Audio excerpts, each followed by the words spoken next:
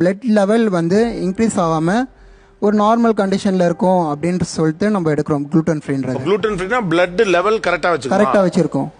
What is gluten? ஜென்ரலாகவே gluten அப்படிங்கிறது ஒரு கைண்ட் ஆஃப் ப்ரோட்டீன். ஓகே, இது நார்த் இந்தியாவில் அண்ட் சதர்ன் கண்ட்ரீஸ்லலாம் வந்து பார்த்தீங்கன்னா ஒரு 10லேருந்து 15 பேருக்கு 15% ஆஃப் பீப்புளுக்கு வந்து இந்த gluten அப்படிங்கிற ஒரு அலர்ஜி இருக்கும். ஸோ அதனால அவங்களுக்கு ரெக்கமெண்ட் பண்ணப்படுறது தான் gluten ஃப்ரீ. ஆனால் நம்ம தமிழ்நாட்டில் ஏற்கனவே நம்ம சாப்பிட்டுட்டு இருக்க ரைஸா இருக்கட்டும், தானியங்களா இருக்கட்டும் அண்ட் சிறுதானியங்களா இருக்கட்டும், ஆல்ரெடி அது gluten ஃப்ரீ தான். ஏற்கனவே ஃப்ரீயா இருக்கதை ஏன் காசு கொடுத்து வாங்குறீங்க? இது நல்லதா கெட்டதான்னு சொல்றதை விட நான் ஒரு பேலன்ஸ் டயட் ஃபாலோ பண்ற மாதிரி சொல்றேன். 2 இட்லி, ஒரு cup chutney, any kind of chutney, ஒரு 50 கிராம் வந்து வேக வச்சு சுண்டலோ இல்ல வேர்க்கடலையோ நீங்க எடுத்துக்கலாம். அது கூட 2 முட்டையோட வெள்ளை பகுதி, அப்படி இல்லைன்னா ஒரு முழு முட்டை.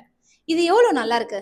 இதை வந்து உங்க லைஃப் ஸ்டைலா ஃபாலோ பண்ண முடியும்னு நினைக்கிறீங்களா? இல்ல இந்த மாதிரியான ஃபேசினேட்டடான விஷயங்களை ஃபாலோ பண்ண முடியும்னு நினைக்கிறீங்களா? இப்ப நான் சொன்னது ஒரு பேலன்ஸ் டயட்டே கிடையாது. ஆக்சுவலா இதுதான் மனுஷன் வாழ வேண்டிய வாழ்க்கை முறை. இதை தான் நம்ம டயட்னு சொல்லிட்டு சுத்திட்டு இருக்கோம். Think about it, guys. Bye bye.